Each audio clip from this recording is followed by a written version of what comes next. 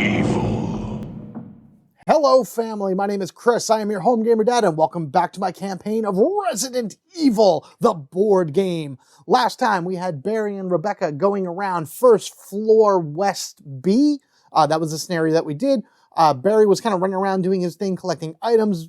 Rebecca used her fantastic pianist skills in order to solve the puzzle of the piano, and then they both were able to collect 2 C items, which was awesome. We got a bunch of keys in that particular round in order to unlock other things. However, what we are right now is the second floor West B, so we went upstairs. Barry decided that he heard some gunshots or something going on up here, some commotion, maybe some snarling and some growling of crazy dogs. He had to come up and check it out. Rebecca's like, you know what, I helped you, you're all right.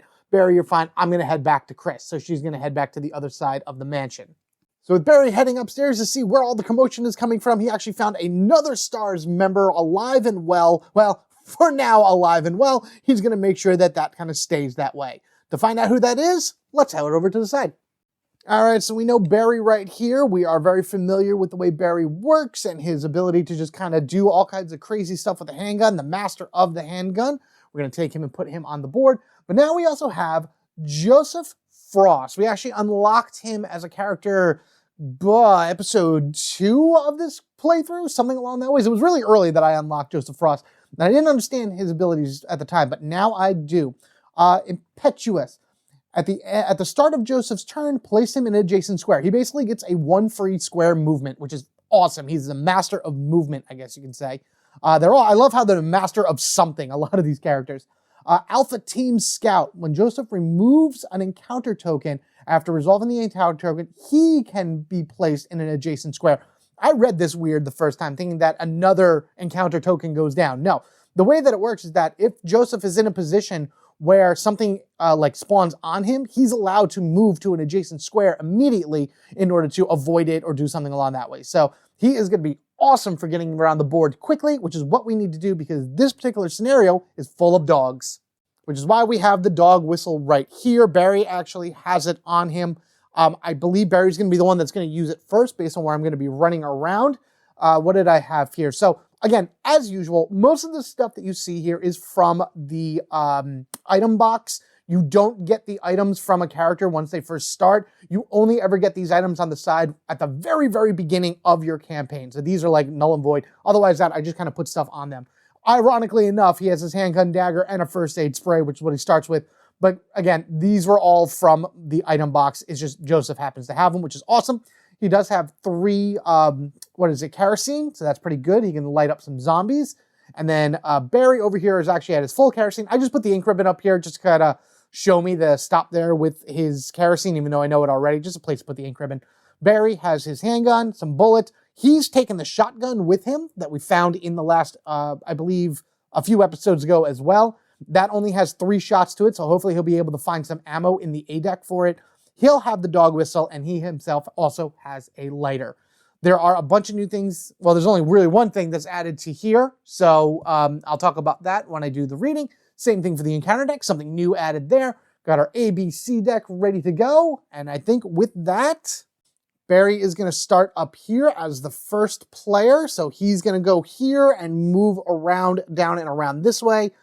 Joseph is right here for the second player. Is that where he is? Yes, he is right here. It's a wall here, so he can't get into this room. Basically, we have 2 doors here that have one-way paths to them. So Joseph is right here. He can't go this way. But if Barry manages to make his way around here, unlock the door and swing it open, then this becomes a normal door. So that'll help greatly. The way this map expands, like the last one, is up and down.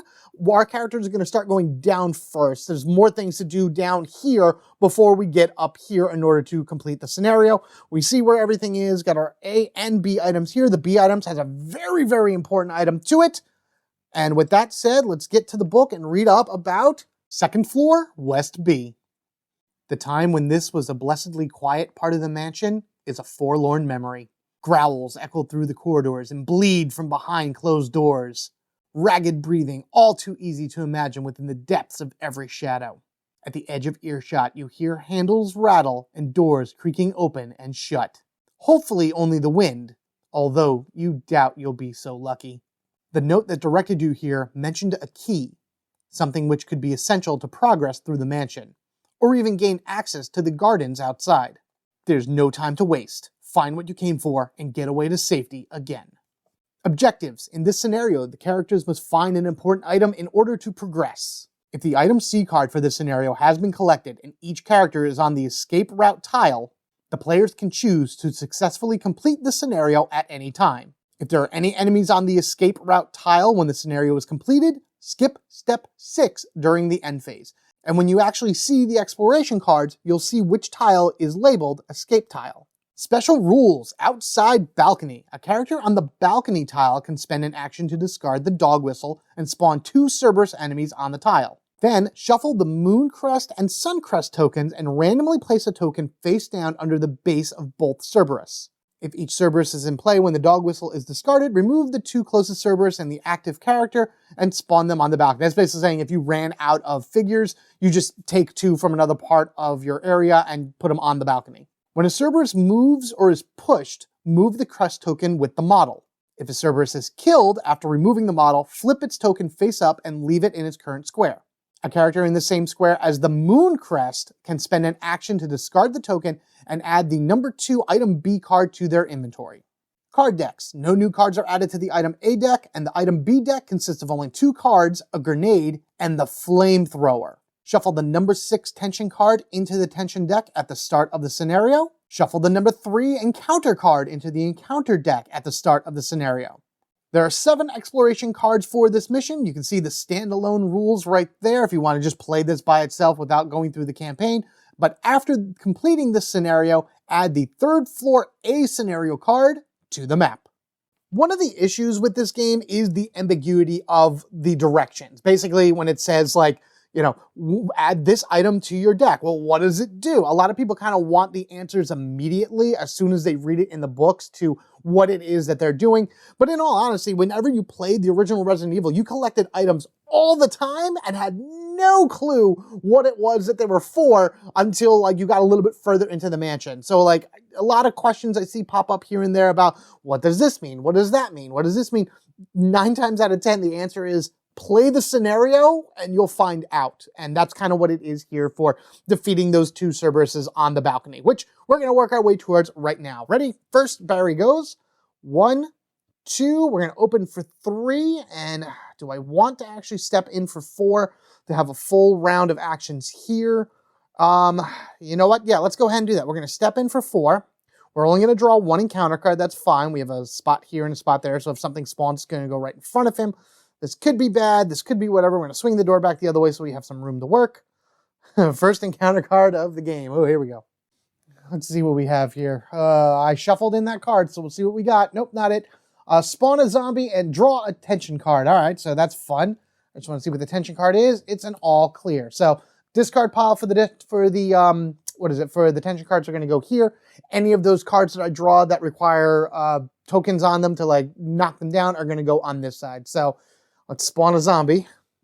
Being an avid collector of all the Resident Evil board games, I have lots of zombies, lots of Cerberuses, and lots of things, so I'm never going to run out. So, we did that. That's the end of Barry's turn. Reaction phase, the zombie lurches forward, because I don't think he gets a special attack. Nope, so he's in the same spot as Barry for him to deal with on his next turn. These are not linked, so that's okay. Once Joseph takes his turn, which he does right now, the zombie will not react.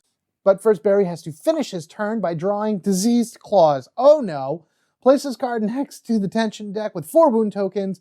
If a character is, attacks this card in play, if a character is hit by an attack, so he has to take damage from it, then he's poisoned at the end of each turn, discard a token. So there was a thing that I read recently in terms of when that actually triggers. At the end of each character's turn, discard a token. I thought that that would trigger on the next character's turn. So starting with Joseph, this would start ticking off. This right now, as soon as this hits play and this has, resolved onto the field, that is Barry's end of turn. I have that all seen. I saw that already. So now technically, poof, this immediately goes away. When the final token is discarded, discard. So that's the end of Barry's turn. So then it's Joseph, Barry, Joseph, gone. So Barry's in trouble on his next turn, but we'll see what happens with Joseph. Joseph does need to kind of get down here as well to help Barry, but there's a lot of things up this way he wants to work for. So, He's going to go 1, 2. He's going to open this door for 3. And as you can see, there is a corpse there. And he is going to go ahead and use his lighter and burn it and extinguish it because he doesn't want to have to deal with it on his next turn. It does use one of his lighter fluid. Now, I don't want to use them all because the flamethrower is a very special item, and I really hope to find it. As you can saw, there was 1 B item already on the field. There are 2 B items in total. I don't know where the flamethrower is in here. I shuffled it like a few days ago, and I completely forgot. So hopefully Joseph finds it. I want him to find the flamethrower, but who knows? Tension deck. Frayed nerves. If the next character is on the same tile at the start of the tension phase, they begin the turn, they must draw 2 additional cards. 2 additional, so that's 3 cards being drawn. Oh no. If the next character is on the same, that's going to happen because Barry, we'll see. We'll see what happens. We are not in the teeth yet. The end of this one's going to put us at level 6. It's going to be the end of the next one that is going to be, in this higher level of danger. Speaking of a high level of danger, here we go, Barry. We're just going to go ahead and point blank shoot him right here. I know that it's always best to fire 2 bullets. No, we'll just do 2 bullets. Yeah, we'll just do 2. I'm going to do 2 bullets firing at that zombie. The thing is all about efficiency in order to, all right, we got a double push there. Efficient ways of using your handgun in order to be able to get the most out of it. You're firing 2 bullets at once, you're able to fire your handgun more as compared to not being able to, as opposed to firing only 3 shots at once. Okay, so I think what I'm going to do is we're going to go boom, boom. We're going to move him down over this way.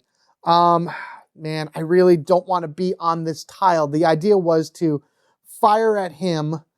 I'm going to use my second turn right now to burn this zombie, so use a lighter and his lighter fluid to burn that, so that's 2.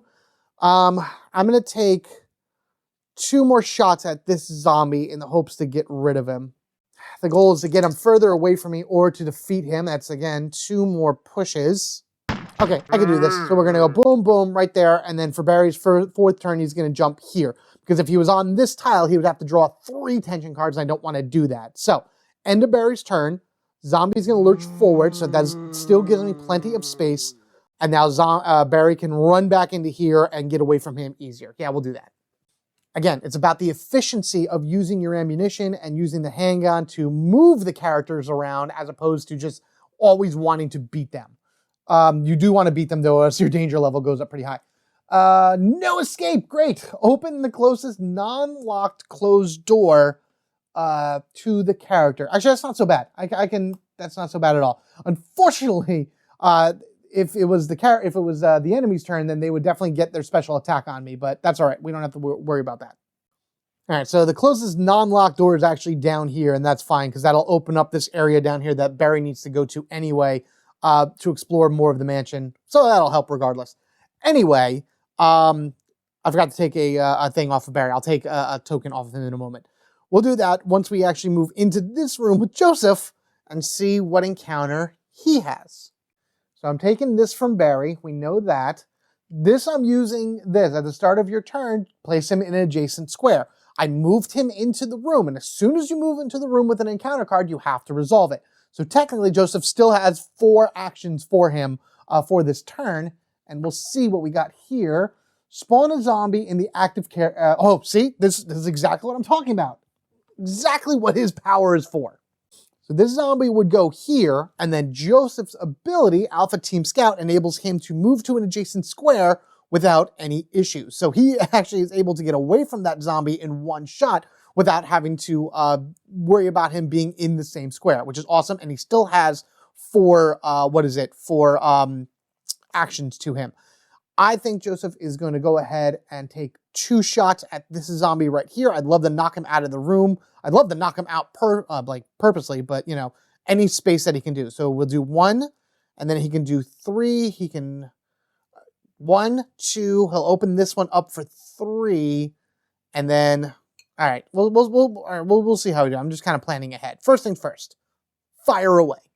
Again, we'll just do 2 shots for Joseph. Whoa! Unfortunately, he becomes a corpse, but you know, hey, that's fine. At least he's knocked down. All right, so that zombie is gone. He becomes a corpse. So that was one action. Action number 2, I'm actually going to burn this corpse right here just so I don't have to deal with it. I hate it being in front of the door because I have a feeling I'm going to be back here quite a bit. So I burned that. I'm going to remove a token from Joseph's board. I did it, sorry. So it was 1 fire for 2, shoot for 1, burn for 2, move up for 3, open for 4. And then again, at the beginning of Joseph's turn, his special ability will move him into the room, triggering, and then he'll have 4 actions to do whatever it is he needs to do. Awesome. Wow, he is great. He's just all over the place. Joseph is amazing. All clear. I like that. Barry's turn. Barry's totally going to need his ammo to deal with everything that's going to happen down here. So 1, close for 2, efficient door closing, that's fine. And then 3, 4. Next turn, he'll go 1 and then enter for 2, and then we'll be able to see what is on this side of the door. And we draw an all clear. And actually, what was it? That was Barry's turn, Joseph's turn, Barry's turn. So at the end of Joseph's turn, then this will go away. Beginning of Joseph, we go free movement for 1 because of his special ability, and we see what encounter card is here. All right, we find a single zombie, so it just kind of goes in whatever the space is. So we got a space here by the B and a space right here. I'm going to do it, obviously, the closest one to Joseph. And then we have, what is it? I removed an encounter card, so I can now place him in an adjacent square. Adjacency is diagonal, so long as there are no walls in the way, and there are no walls in this room, so he's going to go here. So now Joseph's turn. 1, pick up for 2. Please be the flamethrower. And even if it's not, I don't mind the other ability, but we'll see. It's a grenade, of course it is. This character is attacked by an enemy in the same or an adjacent square and fails the evade roll. I can shove this grenade into their house. The enemy is killed by attack with it explodes. Basically, it blows its head off. So now I know that that's the flamethrower. Okay, well that's the thing. Okay, so we did that. So that was 1, pick up for 2. We're going to go 3, 4 onto the 8 item here. I'm not really too worried about it. So now the zombie is going to lurch right into my same square. I'll kill this zombie one way or another next turn, but I'm not going to deal with that right now. He didn't have any special attacks on him, which is good. This will be the end of Joseph's turn. This is removed from this scenario. It'll be back in the main deck for the next game. That's how I'm playing those cards, if you're not too sure. Yes, normally they would go to the discard pile and be shuffled back in with the ink ribbon, but because those are from the director's cut and they're really crazy powerful cards, I think that every one of those type of cards are just removed, whether it be good, bad, or in the middle. Doesn't really matter. Oh, great. Waterlog. Place this card next to the active character's tile. It remains in play for the rest of the scenario. Characters can't use kerosene tokens to discard corpses or tiles or any tiles linked to it. So I need to shut that door in order to, get rid of any other stuff. However, if the zombie attacks me and I use my grenade, then his head is blown off, which is fine. Yeah, I'm just going to drop this right here just to show that the area is waterlogged. We'll see what happens. In any case, it is Barry's turn. All right, we'll go 1. I'll deal with you a little bit later. Maybe I'll find some kerosene. Or, I'm going to go 2 to burn this one. I want to get rid of corpses. I don't like having a lot of corpses around, mainly because I don't like crimson heads. Crimson heads are awful. Hopefully we'll find some kerosene soon. So it's 1, burn for 2, and enter our first exploration card for 3.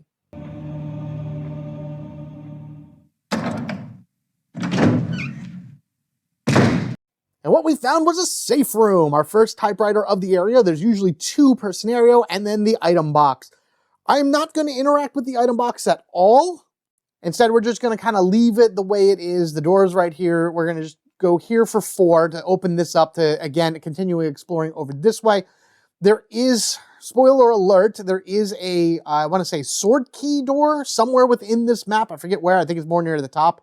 I could take the sword key with me in order to open it, but honestly, I'm not going to bother. I don't want to deal with that right now. So we're fine with what we got. Barry ends his turn, and then he'll be able to just continue on this way next time. Draw that tension card to finish his turn. All clear. Yes, give me more all clears. Put a lot of all clears in this deck, please.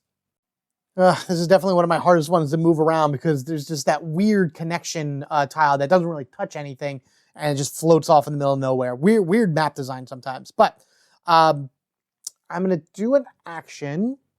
A few moments later. Yes, okay, I had to just reread it to make sure. So I'm going to be taking an action here on this tile to pick up the A item, but unfortunately, the zombie then is going to try to attack me because I'm here. I need to make an evade roll, which I only have an evade of 1 for Joseph. It's really not that great, but I have that grenade that hopefully, you know, if I fail the evade roll, which I don't know, it's a 50-50 chance, I guess, then I just blow his head off. I'll just do it on the table. I don't feel like getting all that other stuff out. So we're going to roll, and actually we make the evade roll, which is fine. So first thing I'm going to do is pick up the A item and see what that is. Pulling from the A deck, we find shotgun shells. All right, so we'll just leave that in our inventory for right now. We'll give those to Barry because he's going to need that to reload his shotgun. He only has 3 out of 6. This says reload for 4. He'll definitely be firing that off, no problem. So now Joseph is trying to get out of this area in order to leave this square with the zombie. We're going to roll that, and we fail the evade roll, technically. I'm going to actually use the dagger. The dagger is a B item, so it doesn't go back into the B deck, so I might as well just use it while I have it. And basically this says that if I fail the evade roll, then I can discard this card to pass it. I thought about using the grenade launcher in order to blow his head off, but I think we're going to be okay with keeping zombies down to a minimum. So that was 2, 3, 4. So I'm out of the room now. Zombie will lurch forward, and then on Joseph's next turn, he's going to shut that door and basically cut this room off from the rest of the house, leave the water in. Maybe, I mean, the zombie's not going to drown, but hey, you're going to stay here and just get all soggy and mushy. I don't like that thought. That was nasty. All right, Joseph draws an all clear. Good. All right, Barry, let's continue exploring. Barry's going to forcefully swing the door open. Let's go. And for his second action, move in through the door. And then we're going to go ahead and check out exploration card number 2.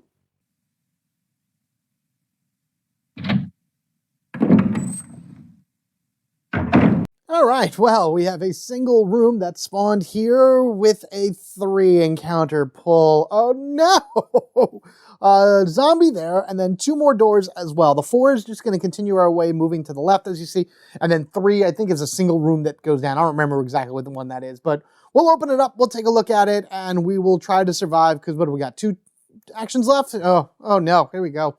So we got spawn point right here, and then I think the other spawn point is right here next to this door. So if Barry can get himself up here and open this door, then yes, all this will be linked, but then this one-way door thing will be completely gone, and Joseph can get down here and help him, which is ultimately the goal as well. I hate this tile up here. This is the word. This spot right here never gets filled by anything, and it is the worst for trying to move this map around to keep everything on camera. But anyway, we gotta pull 3. We gotta pull 3. Oh, no. There is one card in here that is great for 3 pulls because it basically null and voids everything that you pull otherwise. But I don't know if I really want to get that yet. Spawn a corpse. Place a yellow unexplored token on this tile. Great for when Joseph comes in. After resolving all spawn entries on this card, replace the closest corpse with a zombie. Okay, so spawn a corpse, and then that becomes a zombie. Great. And then spawn a zombie. That's really not so bad. I think I can deal with that. All right, so we know that this goes here. We then spawn a corpse, which was here. We then would spawn a zombie immediately here, and then the closest the closest corpse would become a zombie. Now, what am I going to do in this situation? Well, first thing I'm going to do, because remember, I moved in, opened for 1, moved in for 2. We're going to be firing off our shotgun. We're going to do 1 shotgun blast right here in the hopes to be able to decapitate these guys to get rid of them. And then also, if I can roll an actual bullet shot, I can just knock out the entire, square at once. So I'm looking for that result for my shotgun to do the most damage, but that will also do at least a single damage to something as well. 2 dice for 1 shot gives me, well, at least I blow apart one of the zombies. So there, Barry takes a shotgun, boom, dead. That's right there. And then the other zombie lurches forward. I'm just going to fire another shotgun shot at him. The ratio of being able to kill him is very high, and that's all I really needed as well. I'm not using the handgun, so this would not count as a hit for Barry. So that one's gone then. That's fine. I just want to kind of get rid of zombies in my area so I don't have to deal with them. That was 4 right there. Once Joseph gets down to me, Barry will be able to take the shotgun shells off of him and then reload the shotgun from there, and then they can continue on. But again, as soon as Joseph touches this particular area, then this is going to be triggered. Anywho, end of Barry's turn. All right, those encounter cards were not the worst, but there's far worse. Of course, we know in here, and an all clear. And if there was an enemy, they would take an attack. I don't feel like moving too much around, but we'll get the idea. Turn number 1, boom, he's going to shut that. I chose not to move him to another space just because it's easier that way. So you're logged in there. So that was 1, 2, 3, 4, and that's it. That's all I needed to do for Joseph, just kind of move him down because I want him here ready to go once Barry comes over and unlocks the door, which is going to happen next. Unfolding events. Draw a narrative card, then remove this from the deck for the rest of the scenario. Okay, cool. All right, we got Poison Teammate. Oh God, a weak voice breaks the silence and begs for your help. Retrieve the number 5 mission card and begin the mission. Immediately fail the scenario after resolving the end phase. Draw a card from the survivor deck and place it in the reserve, or draw a card from the survivor deck and remove it from the game. I don't want to do any of those. All those stink, except we're going to go ahead and do, I don't know what the number 5 mission card is, so let's go ahead and draw that and see what that is. All right, here we go. The number 5 mission card, Get the Serum. Draw cards until this character finds 3 or more magnifying glasses or abandons the mission. This character finds 3 or more, draw a card from the survivor deck and place it in reserves. That's great. We love new characters. If the character was killed or abandons the mission, draw a card from the survivor deck and remove it from the game. So we're either going to gain a new teammate or we're going to lose one. And I'm definitely going to do this. And we're going to be taking Rebecca to do it because she's at full health. And I think she has the best chance of being able to find somebody. All right, so we're all set up over here. Rebecca doesn't have any special abilities with her when it comes to doing missions. So she is just searching through this to try to see if she can find the serum. I feel like that's appropriate for her and whatnot in order to save somebody. So we need to find 3 magnifying glasses. So we keep drawing until we find. And of course, she starts off with 1 damage. Always remember, the more damage she takes, the more she's going to have going forward. Okay, that's another damage for Rebecca. All right, flip. That's another damage for Rebecca. Please, can we not have 1,000 things of damage? All right, so that's 1, 2. We need 1 more. Uh-oh. Rebecca can only take 1 more hit. And 3. Whoa, that was so close. Okay, so 1, 2, 3, 4. She is at danger. She is taking a lot of damage right now. And we have at least found somebody else to be on our team. Wow, that was close. All right, so all this goes to the discard pile for the encounter deck. Now we draw our top card, and we have found Kenneth Sullivan. Kenneth J. Sullivan, chemist. Oh, you were searching for the serum too, weren't you? When Kenneth uses multiple healing items in a single action, return those healing items to his inventory and start returning 1 instead of discarding. Oh, that's cool. So it's like if you have like a mixture of a red-green herb, you can actually return one of those to his, his inventory. And then Master of Knifing. When Kenneth makes an attack using the knife, use the Master of Knifing attack profile. That is fantastic. Oh, I can't wait to use him. Rebecca, you will not be used in the next game that I thought you were going to be. Kenneth will be. You need to rest because you are in so much pain, girl. Okay, well, successful mission. Yay! That is the end of... Whose turn was that? Joseph's? Yeah, the end of Joseph's turn. Well, that was exciting. Little did we know down here that Rebecca actually found another member and helped him discover a serum that we may need for a boss later on. That's just all flavor. It doesn't matter.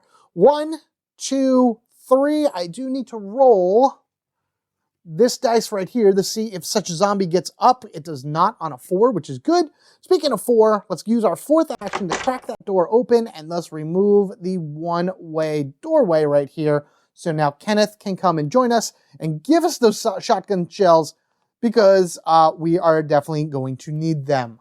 Oh boy, Barry ends his turn. Anything else here? Locate the closest corpse, reanimate. Locate the corpse closest to the active character, remove the corpse, and spawn a zombie. I just walked over you. You said you weren't going to get up.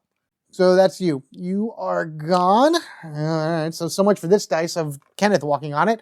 And the zombie's right here. Now, it doesn't get a reaction because technically that happened before, what is it? Are we facing the right way?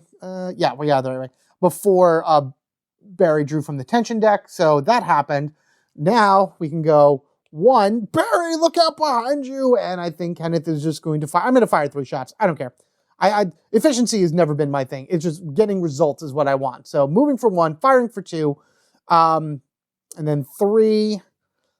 Do I want to walk in then? Oh boy. All right, yeah. So let's just fire at that zombie.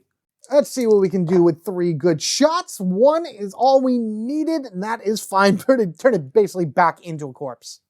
Which, of course, knowing my luck is not going to really matter at all. It's just going to get up again. So 1, fire for 2, 3, and actually we're going to do a trade action with Barry right here.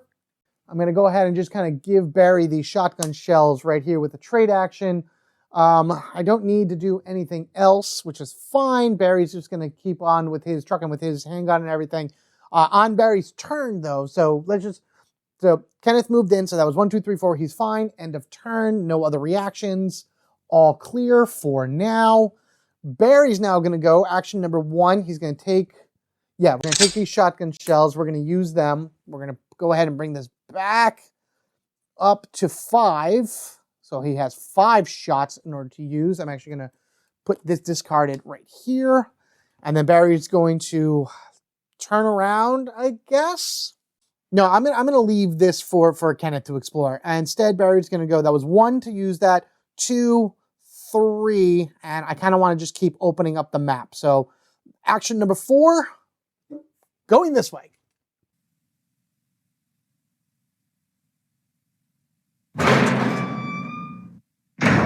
Okay, so the good news here is that we found the balcony. As you can see on the card, it tells you what this specific spot is.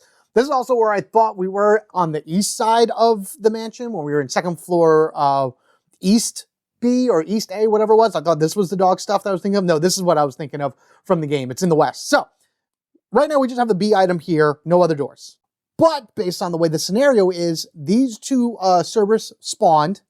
They each got themselves a token underneath them, so we don't know which one is. One is the moon crest, one is the sun crest, and when they move or push or anything along that way, I'm actually going to turn this around because I'm going to need some space, the crests go with them. Now, the other thing that's going to happen here is that Barry is now out of actions. He did reload for 1, 2, open for 3, moved in for 4. So Barry is out of actions. Maybe that was not the smartest idea to go into the balcony this way. Enemy reactions, the top of the deck is actually the special symbol, which is on the bottom of the Cerberus right here. They now have a lunging attack. So they're basically going to both run into Barry's space. They're going to attempt to attack him for 1. They have a range of 3, so it's going to happen anyway. And Barry's going to have to do a few evasive rolls. Good thing that we have some healing. So first Cerberus runs in, trying to bite at Barry. He's going to roll evasion. And just to make it simple, I'm just going to roll it on the table because he only gets 1 dice per roll. That is fail, so Barry takes 1 damage. The next one's going to run in. I don't know if Barry moves. Wait, hold on a second. All right, he failed his attack, so he actually gets to push enemies out of his grasp. So he's going to push the Cerberus over 1 as well. This guy is then going to attack him, and he's going to attempt to bite Barry. That one is a success, which is good. I think I get, do I get to push him as well? Do I get to push him as well? Yes or no? You guys down in the comments, let me know if he gets to push him as well. I think he does because it's successful evade, so I am going to push him. Keep in mind that if I did not push them, then I would choose for both of them to be on the same tile as Barry, which wouldn't matter either way. Well, I guess it would, considering they're going to get their turn anyway. No, we're going to leave it at this. I'm going to say this is what it is. They're both on this tile right here facing Barry.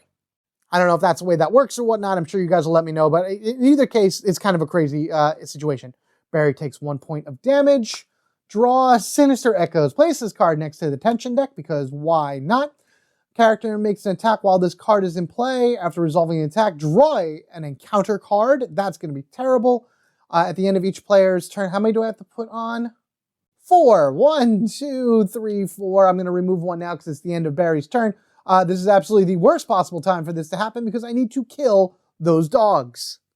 It is also Joseph's turn, so we're going to go ahead and go with him. We're going to use his free initial action to move into the room itself. There's a corpse right there. We're going to do the first encounter card. Joseph is probably just going to end up closing that one door, by the way. Place a yellow unexplored token on this tile. Oh, great. So he didn't quite do a good job. All right, so that goes back. So now Joseph gets his full complement of movement. So 1, we're going to shut this door and leave Barry in there, and hopefully he'll be all right. That's 2. 3, he's going to use his last card scene to burn this zombie.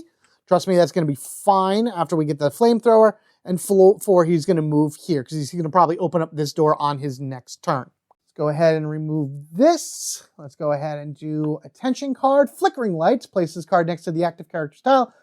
It remains in play for the rest of the scenario. If a character on this tile successfully attacks, they must re-roll attacks. So that's just where I am right now. That'll be fine. Let's go ahead and remove one of these. See, that's the thing. Does this count as top of the discard pile because it has this special symbol on it? Because if so, then Barry's in trouble. I'm not sure, but like this is the one where if characters make successful attack, they have to re-roll. Wish there was a different way. I wonder if do I have a token or something? I don't know. I'm just going to put this little star on here to kind of remind myself.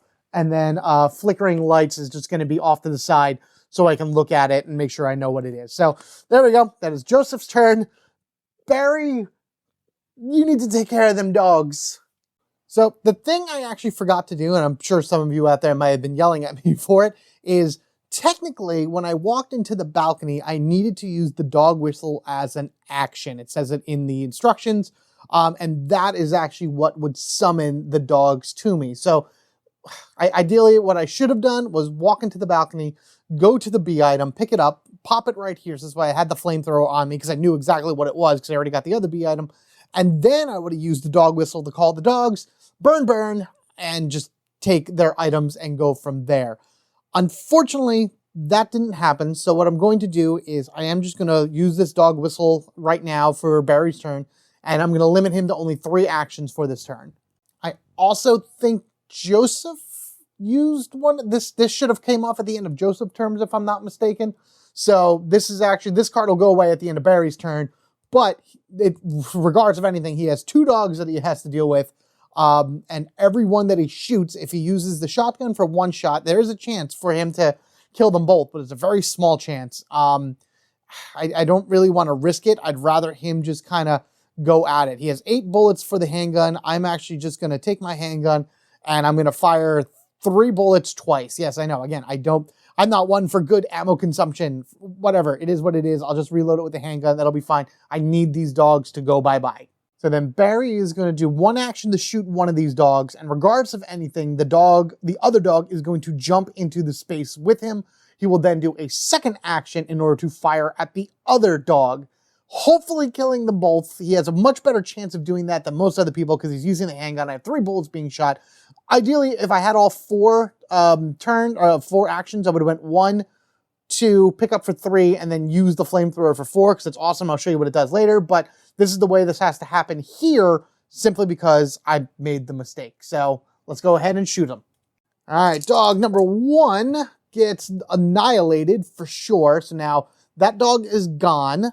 Let's say this one is gone. So this one got popped off of there. This guy jumps at me. We flip this over to see the Suncrest. All right, perfect. That's great. Because then I'm going to kill this guy, and he's going to have exactly what I need. And that's going to be... all right, cool. One blast. I'm telling you, I got to use all the bullets I can in order to do it. But at least I beat the dog. All right, and then that dog is now gone as well. Hurrah. Oh, you know what I forgot to do? Oh, boy. All right, hang on. Back to the sideboard. We know that's the Mooncrest, so that's good.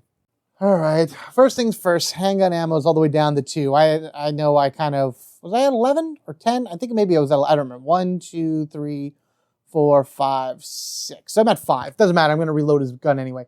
Sinister Echoes means that every time I shoot the gun, I have to draw an encounter card. So the first one we draw is Spawn a Corpse. Okay, that's not so bad, that's fine.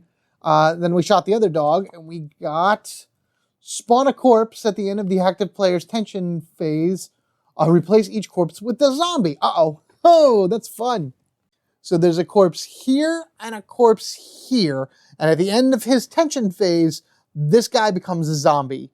I was 1, 2. It doesn't matter where I move. It's going to be bad. All right, so I'm going to actually... oh, no. Okay, yeah, I'm just going to go ahead and do it. I'm going to go ahead and use the third action to interact with the moon crest here. By interacting with the moon crest, because that's the one that needs to be done, it was a 50-50 chance of which dog you wanted to get rid of in order to figure out what crest you needed.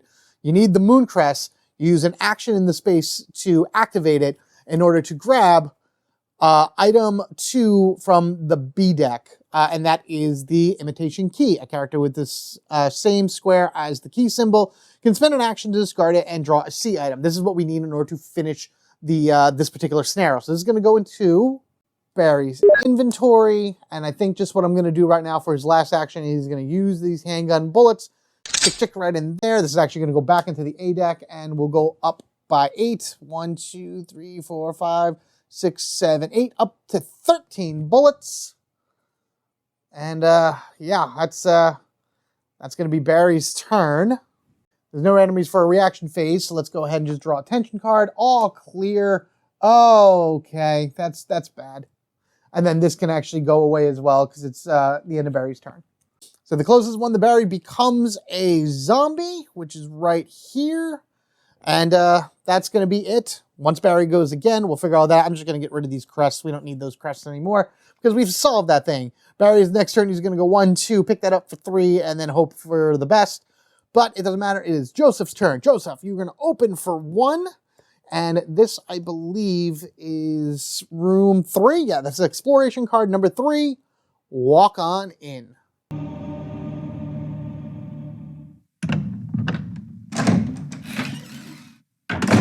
All right, we got ourselves a single room down here, a 3x3. It has a 2 encounter card draw on it, so hopefully we'll be able to get something good, but it also has 2 A items, which is awesome.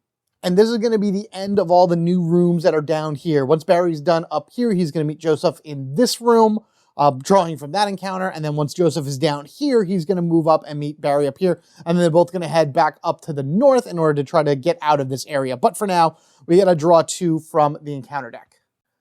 All right, number 1, we get discard this card without effect. Ooh, fantastic. So only 1 card is going to be a problem, and it is... Oh, it's a problem because it spawned 2 zombies. Oh, great. All right, where are the things? Oh, great. Okay, so one's going to be here, or one's going to be here. We get to remove this, and I could move him for free if I wanted to, but I don't think I'm going to. What do I want to do? You know what? Yeah, we're going to go 1. So that's going to be the free move. So I'm actually going to move him right here for free. These guys won't react unless I actually like do an attack on somebody. So I think what I'm going to do is I'm going to go 1, pick up for 2. Let's see what this A item is. All right, top, please be a kerosene. Handgun bullets. Okay, you know what? That's going to be very useful. What is he at? He's at 10 right now. All right, good. So I moved for 1. I picked up for 2. Let's go ahead and fire. All right, so I think what I'm going to do is I'm going to fire at him. This will at least move this female zombie off of the A item. So if I fire at you, I might be able to move you somewhere. If I move you down here, then at least then she would move in and they would both be on the same spot. And then maybe I can kind of like run around them or something. So yeah, we'll do that. So we're going to fire. Do I fire my 3 bullets? Yeah, you know what? Let's fire.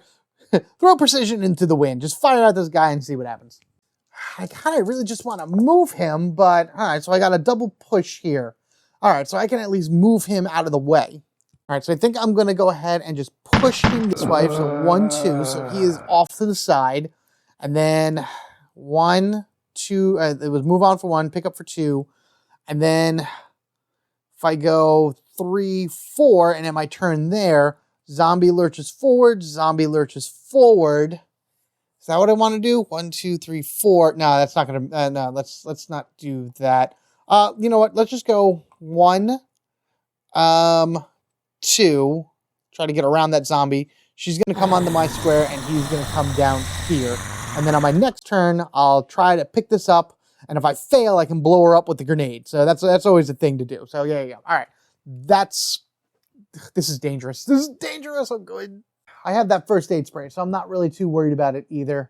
Handgun bullets in order to be able to reload, but I don't have any more turns left for Joseph, so They reacted in the reaction phase. Fever Assault during the next player's turn, increase enemy movement value by 1. That's fine. Barry's in a tight spot anyway, so it doesn't matter. All right, well, we got Barry right here, so we're just gonna go 1, 2, pick up for 3, and then let's see what we're gonna do. Well, we know what we're picking up though. We are picking up one of the coolest weapons in the game, the flamethrower. So as you can see here on the screen, as the stats on it, you're gonna roll. It starts with 10 ammo in the dial. So actually, let me move those down. Put this dial right here. I'm actually gonna give it to Joseph in a little bit, but for right now, Barry will just hold on to it. So it's full 10 right now. Whenever you shoot a shot from it, you roll 2 blue dice. The push and the bullet symbols both do damage, and they both do spread damage. So anything within the square will all take the same damage. It does have a limited range of 1, so I need to be next to something adjacent in order to do it. The decapitation ability is burning the zombie alive, so it won't leave a corpse. That's why this tool is amazing. And then it has this, the kerosene symbol, which means that I could spend a kerosene in order to reload it by 3. There is no actual health, or I should say ammo pickups for the flamethrower. It's all a matter of you using your own kerosene. But Barry still has 1 more turn ahead of him. I wish I had, oh man, I wish I had fuel so I could burn that corpse, but I think I'm just gonna leave it. I'm not going to do anything at all. I'm going to wait my turn out here. I'm going to say end of turn. Zombie's going to lurch forward. Because if I moved any one of these 2 spots, the zombie would get me anyway. So I'd rather him be within range next turn so I can use my flamethrower to burninate this guy. And then I'll, whatever about this. I'll keep track of my zombies that I didn't kill and my corpses, because that will all play into the end of game if the level goes up again for the mansion. Got all that? Great. Awesome. All clear. Kind of, maybe sort of. He's just kind of staring at something. Joseph, I wish you had the flamethrower right now. You do not, but you have a lot of handgun bullets. It's not going to really matter too much. I am going to try to pick up the item first, and then we're going to go ahead and take care of these zombies. So Joseph only has an evade value of 1, so he gets to roll 1 dice, and he fails. So this zombie would bite him, but instead what I'm going to do is I'm going to go ahead and use the grenade if this character is attacked by an enemy in the same or adjacent square and fails the evade roll, which I did. Discard, and pass the evade roll. Enemy and any other enemies in the same square suffer 1 damage and are killed. So this enemy is completely blown apart. Goodbye, out of here. I don't think that would trigger a reaction from this one. It would probably be too much of like a pro blowback and just leave him behind me. So this is a B item, so that's actually gone from the game. And now I get to pick up this item as part of the action that I was doing. All right, here we go. We're just going to flip this over, and we have kerosene. Kerosene, kerosene, kerosene. Fantastic. So 3 kerosene are going to go. Well, okay. I'm on the spot. I used 1 action to pick up the A item. The A item turned out to be kerosene, so now there's 3 kerosene. So I'm going to use a second action, and I'm going to pick up all 3 kerosene right now. So now that is good, because it was just put 3 of them on the board. Actually, let me just double check. Yeah, 3 kerosene tokens. That's what I thought. All right, cool, cool, cool. So I just picked them all up for my second action. And then we're going to go 3, 4 right over here. Zombie's going to lurch forward. And then next turn, I'm just going to run away and leave him alone. I'm whatever to this zombie. I don't want to deal with it. Tension phase. Overrun. Oh, no. Place this card next to the tension deck with 3 wound tokens on it. Each time an enemy is killed or a corpse is removed using kerosene tokens, discard a token from this card. When the final token is discarded, blah, blah, blah, blah, blah. If this scenario ends and this card is still in play, increase the danger level by 2. Well, lucky for us, we found the flamethrower, so that should be a lot of fun getting rid of zombies and other enemies. So I'll be taking off a token of these really soon. Barry's turn. And as I mentioned before, Barry is going to, instead of a gun pointing at this guy, he's going to pick up his flamethrower, hold it right on his hip, and go, burn! First shot going, and boom goes the zombie. Night and gone. Beautiful. Now, you can't use the flamethrower on a corpse. That still needs to be a kerosene and a kerosene lighter, so that's what it is. So 1, 2, 3, and then open the door for 4, and Barry's ready to get out of here his next turn. We killed 1. Good. I hate this card. Overrun is awful. All clear. For now, at least. Joseph's going to get his free move and go up to here. And then he's going to go 1, 2. Let's draw an encounter card. Can't be anything too bad, right? Right? Ignore the effects of any other encounter card drawn with this card and shuffle them back in the encounter deck. Place this card next to this tile for the rest of the scenario. Okay, so this tile right now is a safe area. I can't draw any more from here. That's kind of a little bit of a waste right now for this, but at least I don't have to worry about anything. Close the door for 3. Good enough. And we're just going to move up for 4. So it's fine. I don't have to worry about anything else here. Now with Barry coming with me, we're going to start making our way north. I'm going to go ahead and tension. Oh, come on. Enemies on the same tile as the active character immediately perform a reaction. If there are no enemies on the active tile, draw 2 tension cards instead. Well, guess what? There's technically no enemies on the tension tile. So, Deathly Wraps, blah, blah, blah. Draw an encounter card. Okay. Which doesn't matter. Actually, it doesn't matter because of this card. Wow, actually, that worked out very good. If a character on this tile draws an encounter card, discard it and resolve it without effect. So technically, it goes into effect. Spawn a zombie. Nope. Gone. Beautiful. Get a second one here. All clear. We are burning through this a little bit more than I want. All right. All right, so now it's pretty much just going to be a leapfrog all the way up and around because we're going to go 1, 2, 3, 4 for Barry. End of his turn. All clear. We're going to do a free movement for Joseph because at the beginning of his turn, he's allowed to do that. The first thing he's going to do, actually, is say, hey, Barry, give me that flamethrower because I have the kerosene, you do not, so at least I'll be able to do something with it. This is actually down to 9 as well, so he'll take that. So that's action 1. Action 2, he's going to actually use his handgun bullets and reload his handgun. So we'll take 7. 1, 2, 3, 4, 5, 6, 7, 8. Back to full on the handgun. That's good. And then we'll go 3, 4. And that will end his turn as we continue to make our way up here to the spots on this side. There's actually a door right here going out that way. It fell off. So that's where we're going for. We're going for this door because we can't get, well, I could get to this side by going down and around, but this is just faster to go this way using the shortcut that we opened up basically. Also, don't have to worry about that one zombie that's just kind of sitting there out of nowhere. All clear for now. Let's keep going. Okay. 1, 2, 3, 4. We're not going to go into the waterlogged room. I could care less about that spot. And Barry does cornered. Locate the closest tile to the active character where there's an enemy but no characters. Remove the... Uh-oh, the waterlogged guy came in. Oh, no. So the closest, the way the card reads is that's going the closest biohazard symbol and Barry is standing on it. I think that it would still spawn there anyway because it's technically the closest being on him. And I like it thematically doing that because we're going to have the zombie say, he's all soaking wet and he bursts through the door right here and he's staring right at Barry and is like, I am going to eat you. Luckily for Barry, Joseph is here with his magical flamethrower. He's going to get the free move at the beginning of his turn and he's going to go 1. And he's going to burninate that zombie for 2. Come on, Joseph, fire at it. Yes, yes, yes. All right, so that gets rid of this and does another one off of Overrun. That was a free movement, so it was 1, 2, 3, and he's going to turn and he's going to use his lighter that he still has on him and burn up this corpse right here, getting that off the board as well. And that is his 4th action, and Overrun has been completed. Oh, thank you. So now he draws a tension card. Virtual in Blood. Place this card next to the tension deck with 6 wound tokens on it. While this card is in play, always use the symbol. Each time an enemy is killed, discard a token. So it's just when an enemy is killed, not when it's burned with, what is it, a token or whatever, one of these, which I should get rid of for Joseph right now. Good thing we got the flamethrower. That means that's going to go away a little bit faster. All right, Barry's right here. 1, 2, 3, and he's going to open the door for 4. Let's open it up this way and face us like that.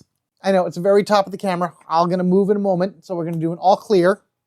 Joseph is going to get his free movement, and he's going to go 1, 2, and he's going to be the brave one and enter the new area for 3. This is exploration card number 5.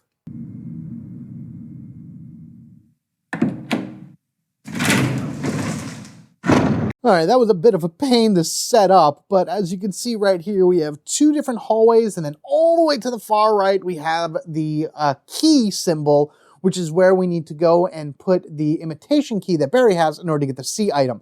We also have 2 other doors. We have the 6 and 7 is the sword key, and right below that 7 sword key is a crimson head. But first, we do have a double pull here. So we only have this double pull and we have a triple pull right here. But then this is also a very important room that we have to be able to get into as well. So what's going to happen is I'm going to do the double pull first. And then, gosh, I've spent so much time setting this up. How many moves does Joseph have? 1, 2, I think he has 2 more. We're going to say he has 2 more actions after this. I honestly don't remember because it took me so long to set that thing up. After resolving all spawn entries on the card drawn, blah, blah, blah, replace closest corpse with a crimson head. Okay, well, all right, that's 1. And number 2 is after resolving all spawn entries, place closest corpse with a zombie. So corpses are becoming things.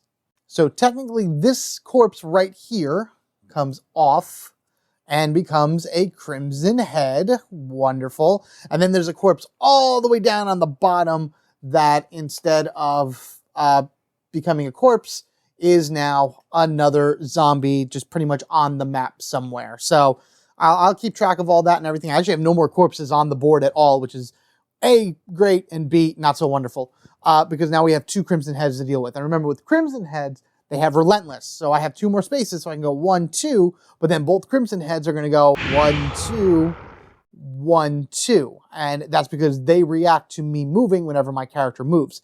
In addition to that, because of Virulent Blood, because that symbol is technically what is on top of the deck from now on, this enemy moves 1 extra square during the reaction phase. So they're both going to go 1, 2 right now and be pretty much right next to Joseph on his turn. And then unfortunately Barry needs to go and Joseph is a sitting duck because now these guys also do 2 damage apiece if they manage to get him. Oh, Joseph, you were in a bad spot. Respite! Place this card next to the character's tile with 6 wound tokens. If a character begins their testing phase on this tile, they discard a token. Yeah, let's do that. So we're going to put that here. All right, and then 6 tokens are going to go right here. So now if a character ends their turn on this tile right here, instead of drawing from the tension phase, they remove one of these tokens. And once all 6 are gone, Respite is gone as well. Now, this is going to be terrible. Barry's turn. I want to just shut the door and leave it at that, but they're 1 space away from Joseph, and that's just going to make it a lot harder for him to use the flamethrower. So unfortunately, we're going to go 1, which moves these guys in. Barry's going to go 2, which then moves them both onto Joseph. And Barry's then going to take the shotgun and do his best to get them because they each have, well, they have 2 health. But if I can at least hit them all for 1 damage, then maybe it'll be a little bit better. We'll see. Let's see what happens. He's going to fire the shotgun into the square with the 2 crimson heads. Joseph! Get down! My handgun is as good as a shotgun, let me tell you. Kind of wish I still had one of his grenades, but what are you going to do? Okay, so I did 1 damage to 1, but unfortunately the other one, not so much. All right, so I say I did 1 damage to this one. This guy would probably react to him. You guys got to tell me how this would work. This is how I would read it as would be because an attack happened within a square within a character. So now the Crimson Head gets pissed and is able to get an out-of-sequence reaction attack because he's in the same square as the character from a failed shot. So 1 shot goes, this guy got hit, boom. This guy hits Joseph for 2 damage and Joseph pushes him over 1. Now Barry is going to take his handgun and he's going to fire 3 times at this Crimson Head. He's firing 3 times in the hopes to get a shot regardless. Oh, that would have been so much better. Oh, dang it. Actually, no, whatever. It still would have only done 1 damage. So this guy is gone. That's fine. This Crimson Head runs in. And now Barry's going to do a 2nd shotgun blast at him and hopefully to get that 2 damage on him. No, he's not. No, he's not. Because it was 1, 2, and then it was shotgun and it was, what was it? 3 bullets. So now it's the enemy reaction. He's going to attack Joseph. Joseph has 1 to dodge. Oh, and he does it, which is good. That's fantastic. And that pushes him right over here. All right, end of turn. The Crimson Head jumps right back onto the same spot that Joseph is on, unfortunately. And we do not have to draw a tension card. We're just going to take one of these from here and call it Barry's turn. We do, however, kill something, so that can go off. Yeah, so Joseph is going to go now. He is in the same spot as the Crimson Head. He took a little bit of damage here, but maybe I'll use the first aid spray. I mean, I will gain some health at the end of the round, but I'm just kind of worried about it right now. So let's go ahead and take the flamethrower. Down one more, so we have 7 shots left in it. We're going to take 2 dice and try to do some damage to this thing. All right, here we go. Oh, yes! Okay, see, Joseph getting the flamethrower. That was a good idea. Good idea. All right, so 1, good. I probably could have moved Joseph off of it. You know what? Let's say I did that, because I still technically would have gotten, it's Joseph's turn. He would have had his free movement, which would have moved him to an adjacent space. He would have then turned around as the zombie was confused and burned him from the back, eliminating him from the whole thing. So there we go. So that was still 1 turn from Joseph, but at least he's 1 spot closer in. Joseph is actually going to go 2, 3. Do I want to open this door right now? Do I actually want to go into this room and finally clear out this area? No, I'm gonna wait. I'm gonna wait. So Joseph's gonna end his turn right here because I can use one of these tokens here in order for the tension deck. And Barry is actually gonna go ahead and make his way up and around. So Barry's gonna go 1, 2, 3, 4. He'll use one of these for the tension deck. Man, I love the fact that tension deck is there doing its thing. Or that respite, I should say. So I don't have to keep drawing from the tension deck. So now Joseph is going to walk in. And this is actually going to be the last room that we uncover for this particular scenario, because I'll explain the sword key in a little bit.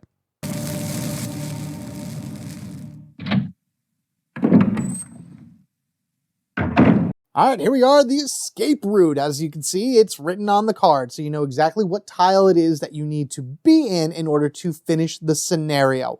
We need to get the C item first, and that's what Barry's going to do, but first Joseph needs to pull 3 cards from this room. Man, I wish that other card that made the room a safe place was here. Clear out the room for him, and then secure it. We do have 1 typewriter up here as well, so we can always reset the deck if we need to. We have 1 ink ribbon. We might need that. I'm not too sure, but we'll see about it. So let's do 3 pulls and see what happens. I'm going to actually have to reshuffle this. That's pretty crazy. First things first, after resolving all spawn entries on this card, each enemy on this tile and the link tiles perform a reaction. Oh, that's great. Oh, perfect. Let me now reshuffle. Okay, so that was 1 pull. The second pull is spawn a corpse. And the third pull is discard this card without an effect. Okay. We're going to put this here, and then... Okay, turn and burn. Goodbye, corpse, because I'd rather just not... you know what? No, we're going to leave... it's not considered an enemy. It's considered a obstacle. And do I want to be able to... You know, yeah, let's get rid of it. I'm going to turn it. I'm going to burn it. There we go. Boom, boom, boom. He moved for 1 for free. 1, open for 2, enter for 3. We're going to walk back out for 4. So this way I can be on this tile and end my turn, so I can, you know, continue using respite of sorts, burn through that a little bit more. But our escape route is now clear, which is awesome. So Barry can then make his way over to this side and then start clearing stuff out. Barry is actually going to use his first action to take the flamethrower from Kenneth, just because he thinks like this flamethrower is going to be a little bit more helpful than the shotgun. Now he does have 1 space open, which is fine. He can use his imitation key to get a C item, so it's just going to swap 1 for 1. Yeah, so Barry is loaded up right here. He doesn't have any health items, but Joseph's going to be a little... I called him Kenneth. It's Joseph. Joseph is going to be a little bit further behind Barry, not too far, but close enough to help him if he needs to. So now we have the 1-way door right down here, so Barry could come down this way, unlock it, and like make it a permanent shortcut or whatever. I'm not going to do that. That's silly. We're going to go 1, 2, 3, 4 outside of the sword key door. Now I'm going to show you what's inside this door. I'm going to show you that exploration card, but mind you, I do not have the sword key, so I will not be going into this door. You do not have to explore every room in this scenario. It says it specifically, so even if you don't have the sword key for some weird reason, or you don't want to run all the way back down to the bottom of the map, which is also silly, in order to get the key to come all the way back up. Here we go. So I'm rambling right now, so this way you guys can jump to the next timestamp because I marked it as behind the sword key door. So if you don't want to know what it is, you can jump all the way to that end. Otherwise, this is what's behind the sword key door. A green room that has absolutely nothing in it and 2 A items. Yeah, it's like a storage room, I guess is what it's supposed to be. So you're able to get in there and grab 2 A items, but honestly, I don't need that. That's fine. Okay, so there you go. That's why I'm not going to bother doing that or whatever. I'm not even going to put anything up there to show you what it is. It's just this door is locked. That's what it is. Whoop-de-doo. End of Barry's turn. He does have to draw from the tension phase because of where he is. Crimson Rage. See, this is what I'm talking about. Remove the closest corpse and place it with the Crimson Head. You know what? I killed the corpses, therefore no Crimson Head. And I'm not drawing a replacements because I do not play it that way. I did my due diligence. I used my stuff. I was able to get everything out of there, and my team made it safe. So I don't need to draw anymore because I took the time to do stuff. Speaking of which, I did use that. So. All right, Joseph's turn once again. I'm just going to move him 1 over here just so he's maybe a little bit closer to the berry. And then I'll use one of these for the final tension for there. So that's fine. Barry now is going to go 1, 2. And in the room that we need to be into in order to get our C item, we draw 3 encounter cards. And I think there's, 1, 2 spots for things to spawn. Oh boy. All right, 3 encounter cards. Here we go. First one. Locate the closest tile to the active character that contains 1 or more enemies and at least 1 non-locked door. Open every non-locked door. Oh, okay. So, well, that's a locked door. So, okay, I know which one I'm unlocking. That's fine. That's 1. Number 2, after resolving spawn entries, replace the closest corpse with the Crimson Head. Bloop. All right. And as long as we don't spawn a corpse, we spawn a zombie and we do a tension card. So we spawned a zombie. And the tension card is, this card remains in play the next time his Keeper's Diary. It's fun. This card remains in play the next time a character makes a search action after the action resolved. They draw an encounter card and discards this card. Oh boy, I'm just going to put that right there for right now. So the door is way over this way that I'm going to open. So this will be the one that pops open for no apparent reason. There are no corpses on the board to become Crimson Heads, but I do have a zombie that pops right there in front of Barry. He was right here. So 1, 2. We're going to burn him for 3. This is why Barry chose to take the flamethrower, because that's all it requires in order to make the zombie go away and not leave a corpse. Do it 5, which is awesome. And then 4. Now with that Keeper's Diary, I do a search action here. I have to draw an encounter card. So I think maybe what I'm going to do is I'm going to get my invitation key first. Then I'll grab this A item because I really want to know what it is, and then get the heck out of here. He does have to draw a tension card for where he is. All clear and very tense. Joseph, I'm not going to have do anything at all. We're just going to use the last little token here from that respite, and then respite's going to go, I believe, out of the game. I think that's a director's cut thing. Yeah, that's a director's cut. So that's going to be out of the game. Well, out of this scenario at least. Not that I'm resetting anytime soon. Barry will be going 1, 2, and we're going to be interacting with this key for 3. So that means Barry can take his imitation key, and with that action, go ahead and use it to unlock a secret compartment and find, ooh, a death mask, or the death mask, whatever it is. Use this with the other death masks to unlock Crypt A scenario. Requires to complete Crypt A scenario. I believe because we're using the director's cut, there are 4 of these masks within the C deck itself, and I need all 4 in order to get to Crypt A. So we got 1 out of the 4, which is great. I know the next few scenarios we're going to be getting multiple C items, so that is awesome. And as much as I want this A item right here, because I have no idea what it could be something valuable or whatnot, I'm actually just going to say I'm done with it. So we're going to then take his last move to go here. So Barry is done. He's going to draw from the tension deck. I just want all clears. Just give me like 5 or 6 all clears in a row. That'd be great. Joseph, 1, 2. He's just going to chill here and wait for Barry. So that's Joseph's all clear. Good. Barry, 1, 2, 3, 4. All right, so we got Barry's turn on all clear. I'm just going to do Joseph right now as an all clear. Barry would move 4 spaces for an all clear. Joseph would go for a supply cache. I'm just going to leave that right there, whatever. And then for Barry's last turn, we're going to go 1, 2, and 3, shut the door. And because we've collected the C item and there are no enemies on this, the escape route tile, we have now said that we have completed this scenario. Done and done. All right, we've reached the end phase. We have successfully completed the scenario, so now we increase the mansion's danger level by 1. This is the last spot of us being in the green. Going forward, once we complete a scenario, then we'll be in the orange, and our tension deck just gets worse. This was asking if there was 5 or more corpses within the entire map, and this is a massive map, so I've been keeping track. There's actually 0 corpses at all. There are no corpses whatsoever within the entire map. And then it was asking if there's 5 or more zombies in play. There's actually only 3. There's 1 down here, and then there's like 2 more within the bottom areas right here. So 3 zombies are running around this area. That's fine. We don't have to worry about anything else for the main board. Cleaning up over here, any key items or whatever are removed. We don't have any key items. All this stuff will go back into the item box, and I'll figure it out for the next game. Handguns are all reset back to 15. So both of our handguns that we have are now back. Well, that was already at full, which is fine.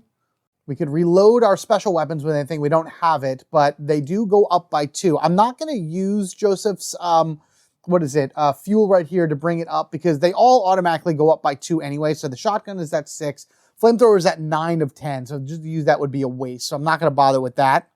Everybody heals by 1. So Joseph is in a little bit of a pain right here, but that's okay. He'll be fine. And then each one of our reserve characters heal by 2. So Brad actually goes back to full health, which is awesome. And lovely Rebecca, who found our newest member, gets to heal by 2. So she's still in a little bit of pain.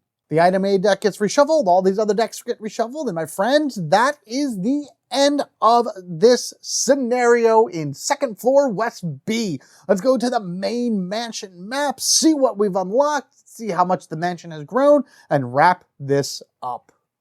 Okay, here we are. This is what we've discovered so far. We have finished Second Floor West B, and we have now are able to go to Third Floor A, but we need this armor key. We haven't found the armor key yet. So as soon as we find that, we have 1, 2, 3 spots that'll be unlocked for us. So I have a feeling that within one of these 2 spots over here, we're going to definitely find that armor key. Maybe a few more masks, because as you can see, there are 4 masks here. If you're playing the base game, you do not have the director's cut. There will only be 3 masks here. And I think there's a different way in order to get into the crypts also from down here or whatever. I have 2 of these little symbols, though I feel like there's something different in order to open up crypts B, but I'm going to keep playing to figure that out. But it doesn't really matter. I would say on our next adventure, we're going back to Second Floor East, or we'll go to the First Floor East B right over here. We'll say that Chris happened to hear Rebecca down in this floor in order to go down and see what's going on, and he'll run into Kenneth down there. I kept saying Kenneth through the second half of this game because I kept thinking of this dude right here. He will be played in the next one because I want to try out that Master of Knifing thing, and that I think that's going to be awesome. We'll have Chris come down this way, or maybe I'll have Rebecca with him, because Rebecca and him are the ones that are running around maybe searching for the serum or something like that. I'm going to read a little bit about this particular scenario to see what it is, the objective is, and I'll figure out who the other player will be, but definitely expect Kenneth over here, and then either Chris or Rebecca, and hopefully we'll find some more STARS members or other survivors within this mansion of horror. Thank you all so much for checking out this episode of Resident Evil, the board game, as I continue on my campaign going through every one of these scenarios. This one was a little crazy because, again, the boards are just so oddly shaped and oddly designed, and I want to try to move them around to get the best camera angles for them possible. This one gave me a little bit of problem from time to time, but I think I did pretty well. I just want to make each one of these better than the last and to keep giving you guys an excellent entertainment, some fun times to watch, and always wanting more coming on back in order to be able to see it. So, in order not to miss any future Resident Evil the board game action or any other fun videos I haven't put out for you to enjoy, be sure you are subscribed to the Home Gamer Dad. If you wish to support the channel even further, you can do that by finding ways in the description section below. YouTube memberships in order to gain early access to videos. Same thing for Patreon members. There'll be exclusive videos coming out every month. I may do something exclusive with Resident Evil for you guys in the future. I'm not really too sure about it yet, but hey, you know what? You never can tell what could be coming out soon. In any case, your view, your like, your share, your comments, all of that really mean a lot to me and do a lot into helping me grow the channel and keep having the ability to make these videos to put them out for you. As always, take care of yourselves and each other. We are family forever, gaming together. I will see you guys in the next one when we explore the east side once again of the Spencer Mansion to discover the horrors that lie within and continue through that C deck to thus unlock even more. This gets bigger. This gets a lot bigger, let me tell you. Just you wait. Just you wait. See you guys then.